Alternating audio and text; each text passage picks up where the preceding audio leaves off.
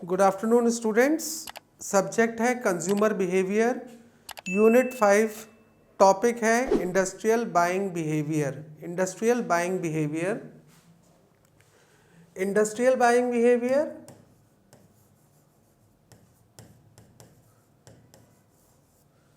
या हम इसको कह सकते हैं कॉरपोरेट या organisational buying behaviour. Organisational buying behaviour, industry क्या है? एक संस्था है, कॉरपोरेट भी एक संस्था है, ऑर्गेनाइजेशन तो संस्था है। हमने बोला था, हमने जब स्टार्ट किया था कंज्यूमर बिहेवियर तो हमने क्या देखा था कि दो तरह से सेल्स होती है। एक इंडिविजुअल सेल होगी, एक इंडिविजुअल होगी और एक होगी इंडस्ट्रियल। ठीक है, तो इंडिविजुअल सेल्स जो होंगी उसमें काफ़ी सारे फैक्टर्स हमने पढ़े जो कि इफ़ेक्ट करते हैं व्यक्तिगत उपभोक्ता व्यवहार को, इंडिविजुअल कंज्यूमर बिहेवियर को, राइट। जैसे लाइफस्टाइल है, ऑक्यूपेशन है, कल्चर है, बिलीफ है, परसेप्शन है, मोटिवेशन है, रेफरल ग्रुप है, फैमिली है, साइकोग्राफिक फैक्टर है, डेमोग्राफिक फैक्टर्स हैं। ठीक है, जैसे और सरल भाषा में हम देखें तो इंडिविजुअल को जो कौन सी चीज़ें प्रभावित करती हैं, इनकम, एजुकेशन लेवल, उसका ज्योग्राफिक लोकेशन, उसका family background, beliefs, friends, groups, referral groups, family. ठीक है, इंडस्ट्रियल बाइंग क्या होती है? इंडस्ट्रियल बाइंग बिहेवियर जो होता है वो थोड़ा सा डिफरेंट होता है इंडिविजुअल के कंपैरिजन में, क्योंकि इंडस्ट्रियल बाइंग जब हम करते हैं तो हम इंडस्ट्रियल बाइंग में हमने बात की, जैसे मेरी कोई कंपनी है तो मैं अपनी कंपनी के लिए कोई प्लांट एंड मशीनरी परचेज कर रहा हूँ, तो मैं प्लांट एंड मशीनरी जब परचेज करूँगा तो मैं अपने इंडिविजुअल जो मेरा बैकग्राउंड है, मैं इंडिविजुअल यूज़ के लिए प्रोडक्ट को नहीं खरीद रहा हूँ, तो मैं क्या करूँगा, मैं इंडस्ट्रियल यूज़ के लिए खरीद रहा हूँ। तो मेरा जो बाइंग बिहेवियर होगा वो थोड़ा सा प्रोफेशनल होगा, थोड़ा सा रैशनल होगा, है ना, थोड़ा सा प्रैक्टिकल अप्रोच लिए हुआ होगा, जिसमें इमोशंस और फीलिंग्स थोड़ी सी कम होंगी, और होंगी भी तो वो किसके लिए होंगी, वो एज अ होल ऑर्गेनाइजेशन के लिए होंगी।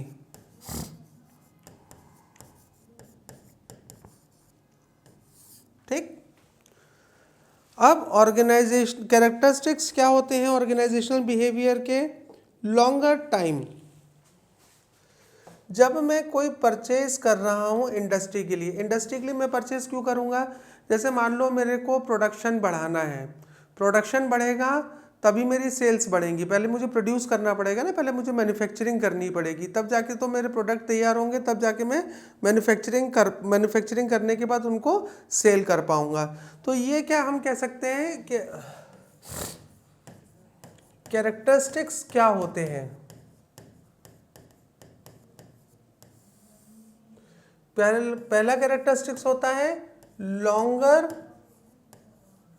टाइम।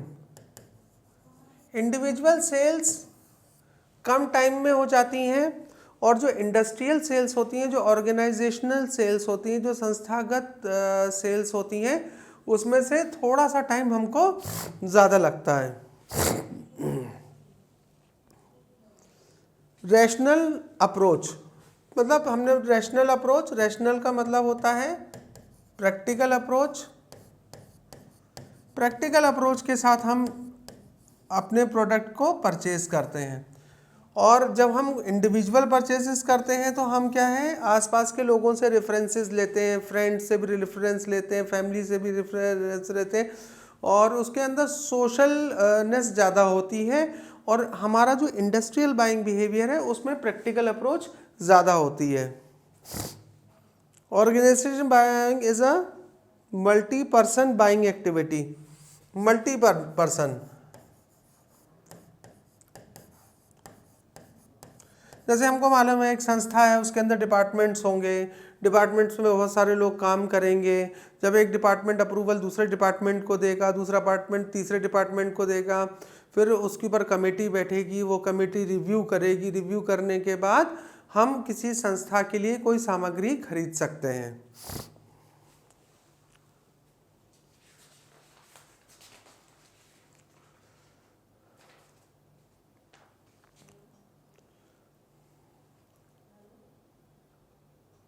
ठीक है। अब हमने देखा इंडिविजुअल और ऑर्गेनाइजेशनल संस्थागत परचेजेस में क्या क्या डिफरेंस होते हैं। फर्स्ट डिफरेंस होता है कि पोस्ट परचेज प्रोसेस,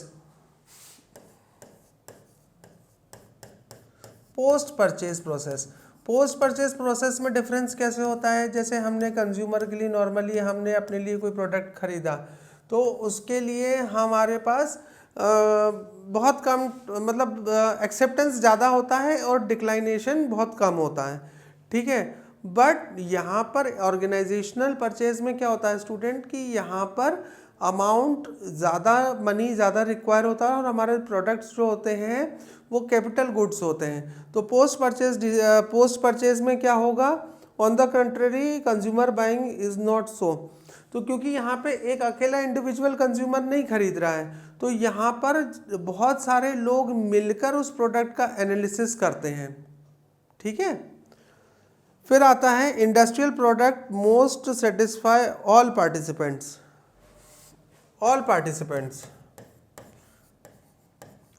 जो कि पार्टिसिपेंट्स कौन होते हैं ऑर्गेनाइजेशन परचेज में, जो लोग, जो डिपार्टमेंट के लोग हमको प्रोडक्ट खरीदने में मदद करते हैं, वो पार्टिसिपेंट इसके अंदर सेटिस्फाई होते हैं। Risk of wrong decision, industrial buying में क्या होता है कि रॉन्ग डिसीजंस भी कभी कभी निकल आते हैं हमारे पास। ठीक है। तो उन रॉन्ग डिसीजंस, जैसे हमने कोई प्लांट मशीनरी परचेज की अपने फैक्ट्री के लिए, तो यहाँ पर ये ज़रूरी नहीं है कि हमने क्या करते हैं कि हम जो हमारे वर्कर्स होते हैं, जो हमारे सहयोगी होते हैं, उनको हम जोड़ लेते हैं और बाहर की दुनिया को हम एक तरह से अलग कर देते हैं। तो हमारे इसमें रिस्क होती है रॉन्ग डिसीजन लेने की।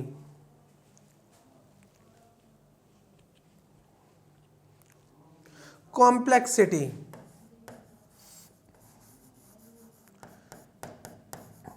हमने क्या पढ़ा था कि कॉम्प्लेक्स होता है ह्यूमन नेचर। इंडिविजुअल सेलिंग क्या होती है कि कॉम्प्लेक्स होती है क्योंकि वो प्रैक्टिकल नहीं होती है। इसमें क्या होता है कि जो ऑर्गेनाइजेशनल या संस्थागत हम कोई चीज़ परचेज करते हैं तो ये प्रैक्टिकल अप्रोच होती है। इसके अंदर प्रैक्टिकल अप्रोच होने के कारण इसके अंदर लॉन्गिटिव मतलब इसके अंदर कॉम्प्लेक्सिटी बहुत कम होती है।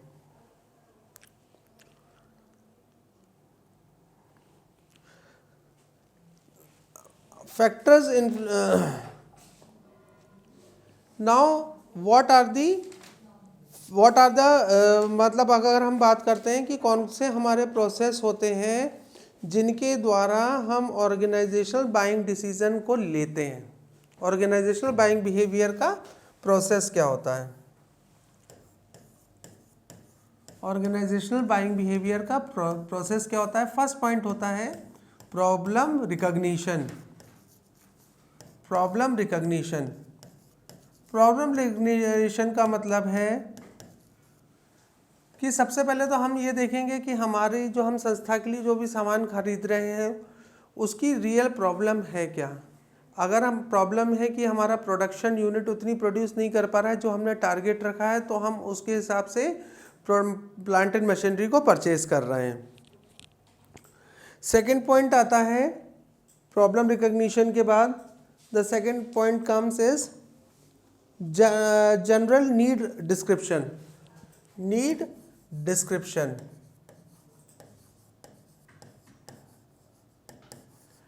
डिस्क्रिप्शन। अब हम क्या करेंगे, हमको क्या आवश्यकता है, कैसी आवश्यकता है, कितनी मशीनरी हमको परचेज करनी है, तो वो हम सेकेंड पॉइंट में, सेकेंड स्टेप में हम नीड रिकॉग्निशन को लेते हैं। थर्ड पॉइंट आता है हमारा प्रोडक्ट स्पेसिफिकेशन।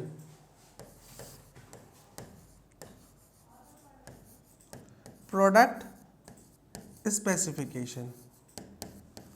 स्पेसिफिकेशन का मतलब क्या होता है स्टूडेंट? स्पेसिफिकेशन का अर्थ होता है कि मशीनरी जो है वो अलग अलग स्पेसिफिकेशन की, अलग अलग वेरिएंट की आती है, अलग अलग कैपेसिटी की आती है। तो हम ये देखेंगे कि हमको मशीनरी लेनी है तो हमको मशीनरी किस स्पेसिफिकेशन की लेनी है, किस जनरेशन की लेनी है, क्योंकि टेक्नोलॉजी एडवांसमेंट अभी बहुत फास्ट होता है। अब हम चौथे स्टेप में क्या करेंगे? Supplier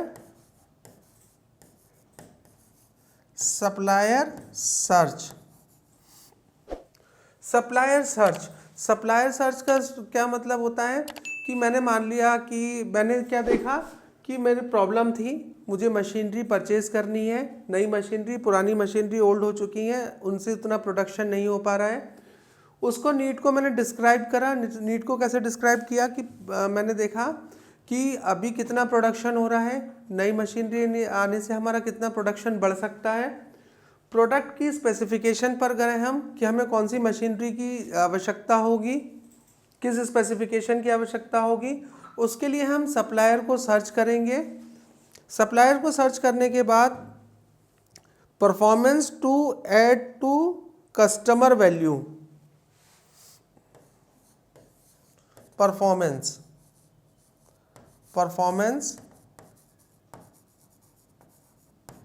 to consumer value.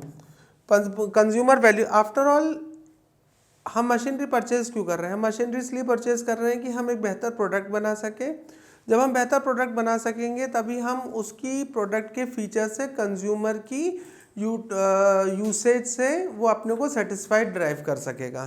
तो कंज्यूमर का सेटिस्फेक्शन या कंज्यूमर की वैल्यू बढ़ाना हमारा नेक्स्ट स्टेप होता है।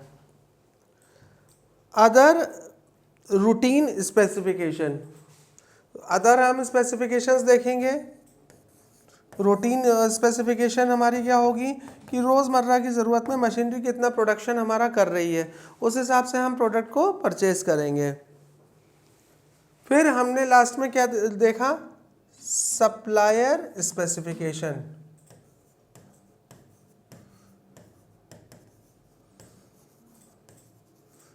सप्लायर स्पेसिफिकेशन, सप्लायर किस श्रेणी का है, ठीक है, वो डोमेस्टिक है या इंटरनेशनल सप्लायर है, कितने दिन में हमको मशीनरी सप्लाई कर देगा, हमारा प्रोडक्शन कितने दिन में स्टार्ट होगा। तो वो सप्लायर स्पेसिफिकेशन भी हमारे लिए ज़रूरी होता है। साथ में प्रपोजल स्पेसिफिकेशन, प्रपोजल आता है। प्रपोजल कौन भेजेगा? सप्लायर भेजेगा कि हमारी मशीनरी की कॉस्ट ये है और आप हमको इतने दिन में हम आपको प्रोडक्ट मशीनरी की सप्लाई दे देंगे। तो सप्लायर का स्पेसिफिकेशन भी हमारे लिए बहुत ज़रूरी होता है।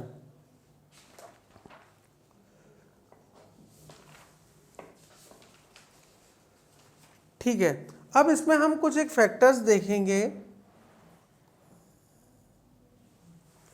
देखो क्या होता है कि जैसे हाल के दिनों में हमने क्या देखा कि गवर्नमेंट ने जीएसटी कई प्रोडक्ट्स के ऊपर कम कर दिया। तो जीएसटी कम कर देने से क्या होता है कि हमारे पास सेविंग्स आएंगी। अब हम ऑर्गेनाइजेशन, संस्था की सामान संस्था के लिए खरीद रहे हैं, हम अपने इंडिविजुअल यूज़ के लिए नहीं खरीद रहे हैं। तो हम जीएसटी को रुकेंगे, जीएसटी जब कम होगा तब हमने उस प्रोडक्ट मशीनरी को परचेज़ किया। तो काफ़ी सारे ऐसे फैक्टर्स होते हैं जो कि ऑर्गेनाइजेशनल बाइंग बिहेवियर को अफेक्ट करते हैं। नॉर्मली अभी मार्च में हमारा बजट आने वाला है, तो बजट आने से इसका इफेक्ट कई मशीनरीज के ऊपर पड़ेगा, उनके पार्ट्स के ऊपर पड़ेगा, जीएसटी के ऊपर पड़ेगा, ठीक है। तो हम यहाँ पर उन चीज़ों के लिए वेट करेंगे। और इसके अपोजिट इंडिविजुअल कंज्यूमर बिहेवियर में क्या होता था? इंडिविजुअल कंज्यूमर बिहेवियर में मान लीजिए मेरे फ्रेंड का बर्थडे नेक्स्ट वीक है, तो मैं क्या करूँगा? अल्टीमेटली मैं ना, बहुत कम होगा कि मैं जीएसटी को देखूं या मैं नए बजट आने को देखूं, या फिर मुझे किसी मेरे फादर ने रिकॉग्नाइज़ किया है कि मैं ये गिफ्ट में ये मोबाइल दे सकता हूं, तो वो फैक्टर्स अलग रहते हैं, ठीक है। तो मैं अर्जेंटली क्या करूँगा? वो गिफ्ट को परचेज़ कर लूँगा। तो इसमें कौन कौन से फैक्टर्स आते हैं? फर्स्ट आता है फैक्टर्स, हेडिंग है फैक्टर्स फॉर ऑर्गेनाइजेशन बाइंग। पहला आता है एनवायरमेंटल फैक्टर्स। एनवायरमेंटल फैक्टर्स कौन से फैक्टर्स होते हैं? एनवायरमेंटल फैक्टर्स जैसे मैंने बोला कि अभी बहुत हैवी मशीनरी है तो नॉर्मली लोग अवॉइड करते हैं कि वो रेनी सीजन में ट्रांसपोर्ट में उस मशीनरी को ना भेजें, ठीक है। और तो हमको क्या जज करना होगा, हमारी रिक्वायरमेंट किस मौसम में है और हमको मशीनरी कितने दिनों बाद कितने महीनों बाद मिल रही है, क्योंकि डैमेज होने का डर रहता है। ऑलरेडी चीज़ें इंश्योर्ड होती हैं पर फिर क्लेम्स और बाकी सारी चीज़ें होती हैं। तो एनवायरमेंटल फैक्टर्स जैसे अभी कुछ मशीनरी हम ट्रेन्स के द्वारा, मालगाड़ियों के द्वारा भी बुलवा सकते हैं, पर अभी आपने देखा होगा कि नॉर्थ इंडिया में और हमारे यहाँ कोहरा पड़ रहा है, तो अब वो एनवायरमेंटल फैक्टर 65 ट्रेन्स जो हैं उनको डिरेल कर दिया गया, उनको रोक दिया गया है। तो ये सारे फैक्टर्स जो हैं वो इफ़ेक्ट करते हैं इंडस्ट्रियल बाइंग में।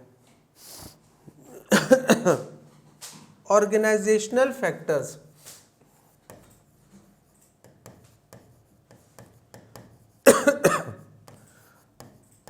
ऑर्गेनाइजेशनल फैक्टर्स कौन से फैक्टर्स होते हैं कि संस्था क्या होता है कि नॉर्मली ऑर्गेनाइजेशन के अंदर कलेक्टिव डिसीजन होता है उनके वर्कर्स का और सबऑर्डिनेट्स का, जो कि उस डिसीजन के अंदर शामिल है।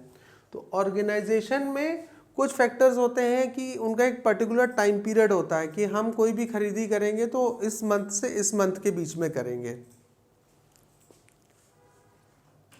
इंडिविजुअल फैक्टर्स,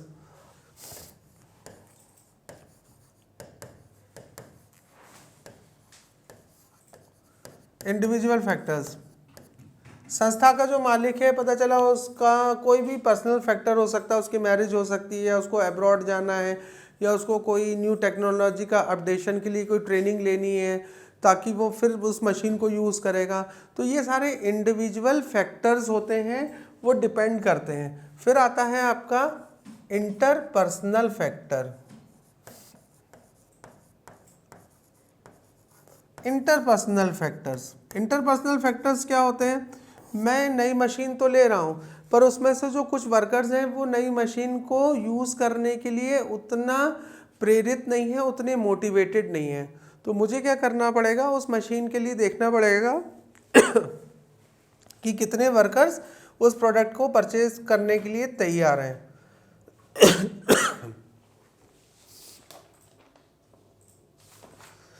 ठीक है, तो नॉर्मली हम देखते हैं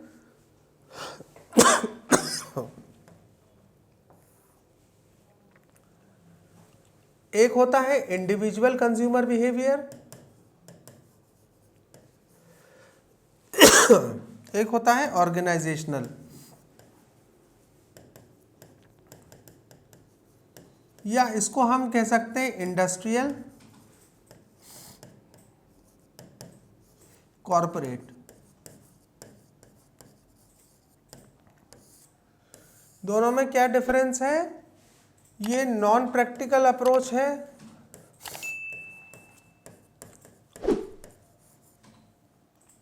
क्योंकि इसमें सोशल फैक्टर्स इंक्लूड होते हैं। ये प्रैक्टिकल अप्रोच है जिसमें नॉन सोशल फैक्टर्स होते हैं। नॉन सोशल फैक्टर्स मतलब जैसे हमको सप्लायर कितना डिस्काउंट दे रहा है, सप्लायर हमको कितनी रिबेट दे रहा है, सप्लायर हमको मशीनरी कितने कम दिनों में दे रहा है, तो ये नॉन सोशल फैक्टर्स इसके अंदर इंक्लूड होते हैं। इंडिविजुअल बाइंग बिहेवियर में हमने क्या देखा था कि इसमें हैवी बाइंग नहीं होती, इंडस्ट्रियल में हैवी अमाउंट की बाइंग होती है।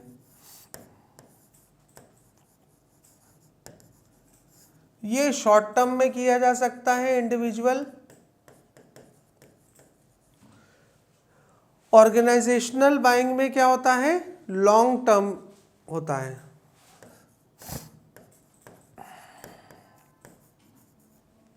ना।